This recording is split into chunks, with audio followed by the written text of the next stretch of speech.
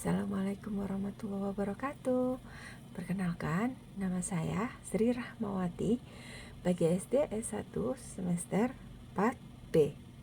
Dalam kesempatan ini, saya ingin mengerjakan tugas 1 di semester 4. Modul 1, Hakikat Keterampilan Berbahasa.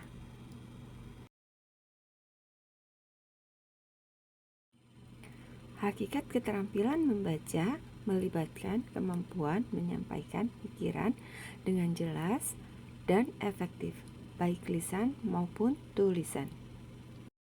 Sekarang kita akan mengenal pengertian keterampilan berbahasa. Keterampilan berbahasa merujuk pada kemampuan seseorang dalam menggunakan bahasa secara efektif dan efisien dalam berkomunikasi. Keterampilan bahasa meliputi keterampilan mendengarkan, berbicara, membaca, dan menulis. Manfaat keterampilan berbahasa.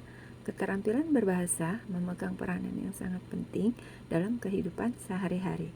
Keterampilan berbahasa juga dapat membantu dalam meningkatkan peluang kerja, membuka pintu untuk bekerja di perusahaan multinasional, serta memperluas jaringan profesional kita.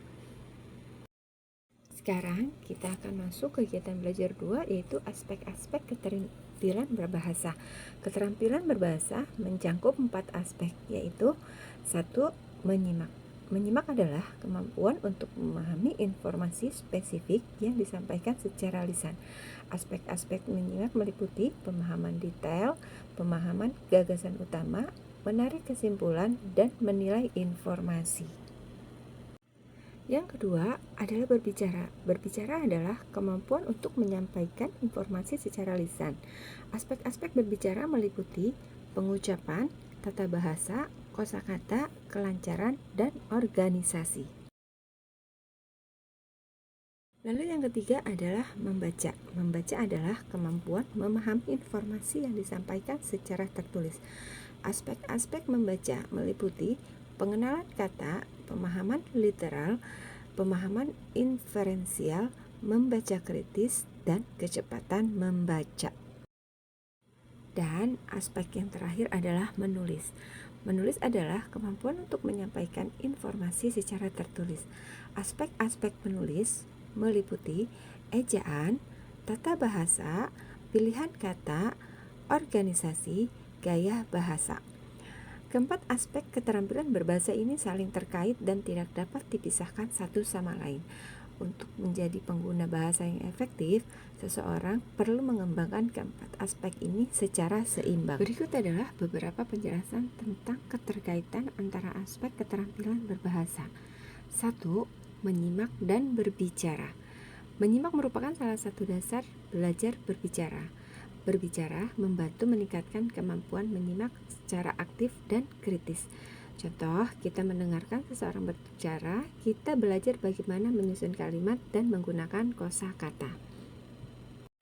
Lalu yang kedua, membaca dan menulis.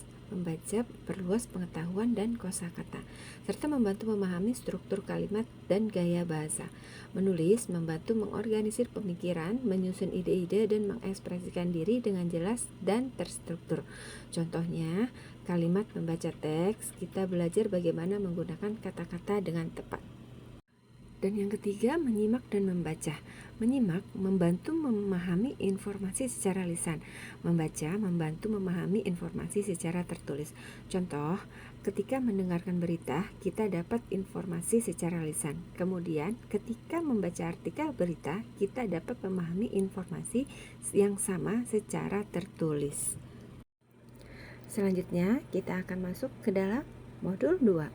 Cekidot! Dalam modul 2, kita akan membahas menyimak. Menyimak merupakan salah satu aspek penting dalam keterampilan berbahasa yang sering kali terabaikan. Tujuan menyimak adalah memahami mendengarkan aktif.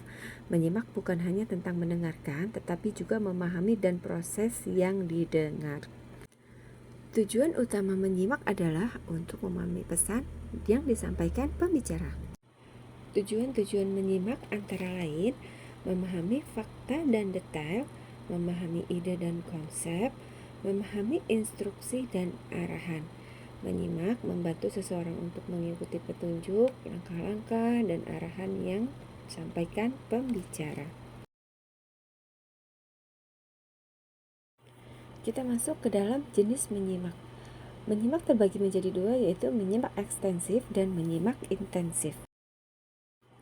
Tahap-tahap menyimak antara lain, yang pertama adalah mendengar, yang kedua yaitu memperhatikan, lalu yang ketiga memahami, yang keempat itu mengingat atau remembering, yang kelima menanggapi atau responding, lalu yang terakhir adalah menilai atau evaluating.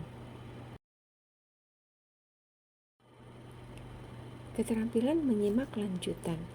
Keterampilan menyimak lanjutan merupakan meningkatkan pemahaman mendalam dan kritis. Menyimak merupakan keterampilan penting yang tidak hanya bermanfaat dalam konteks belajar, tetapi juga dalam berbagai aspek kehidupan.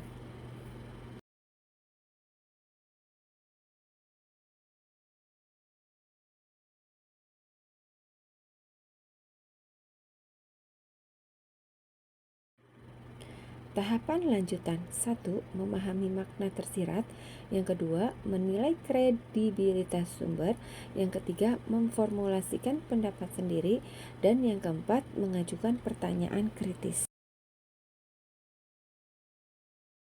Tahapan menyimak lanjutan, mencatat dan membuat catatan. Yang kedua, mengidentifikasi bias dan propaganda.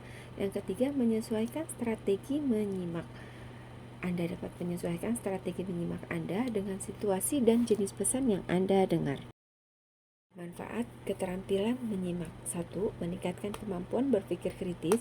2. Meningkatkan kemampuan belajar. Yang ketiga, meningkatkan kemampuan berkomunikasi. Lalu meningkatkan rasa percaya diri. Yang kelima, meningkatkan kemampuan dalam menyelesaikan masalah. Oke, kita sudah selesai di modul 2. Lalu kita akan masuk ke dalam modul 3. Cekidot. Selamat datang di modul 3. Modul 3 kita akan membahas keterampilan berbicara. Keterampilan berbicara merupakan kemampuan mengucapkan bunyi-bunyi artikulasi atau kata-kata untuk mengekspresikan, menyatakan, serta menyampaikan pikiran, gagasan, dan perasaan. Hakikat keterampilan berbicara. Keterampilan berbicara penting dalam kehidupan sosial, pekerjaan, dan pribadi. Latihan mendengarkan, memperhatikan bahasa tubuh, dan memahami audiens membantu meningkatkan keterampilan berbicara.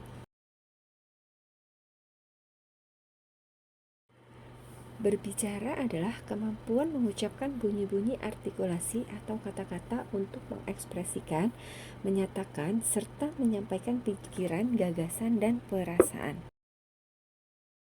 Fungsi dari berbicara adalah berbicara penting dalam menyampaikan gagasan, perasaan, dan informasi, membangun hubungan, memecahkan masalah, menyampaikan ide kreatif, dan menjalin kerjasama.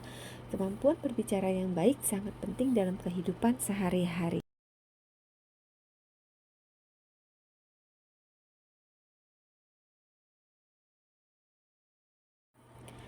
Berdialog adalah percakapan antara dua orang atau lebih yang melibatkan pertukaran informasi, ide, dan perasaan secara lisan.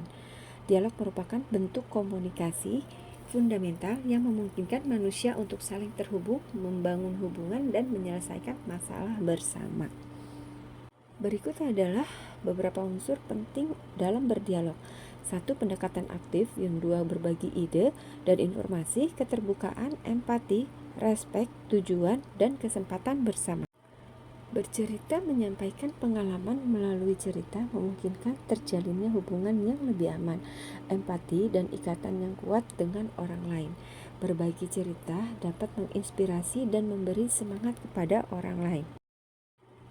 Wawancara adalah proses di mana seseorang berbicara dengan orang lain untuk mendapatkan evaluasi dan informasi. Wawancara adalah kunci keberhasilan dalam mencapai kesepakatan yang adil dan merajut kerukunan di antara berbagai pihak. Dengan berdiskusi dan mencari solusi bersama, kita dapat menciptakan lingkungan yang harmonis dan penuh penghargaan terhadap perbedaan. Kita masuk ke dalam menyampaikan argumentasi. Sebuah argumentasi yang kuat memerlukan dasar yang kokoh, logika yang jelas, dan bukti yang mendukung. Dalam menyusun argumentasi, penting untuk mempertimbangkan segala sudut pandang dan memastikan bahwa pendapat yang disampaikan didukung oleh fakta yang valid. Kita akan memasuki bagian akhir, yaitu public speaking. Kegiatan yang melibatkan berbicara di hadapan orang ramai dengan tujuan untuk menyampaikan maklumat, memberi inspirasi, atau mempengaruhi pendengar. Oke, selesai sudah tugas 1 semester 4 Bahasa Indonesia yang telah saya bawakan. Terima kasih untuk segala perhatiannya. Thanks for watching. Goodbye.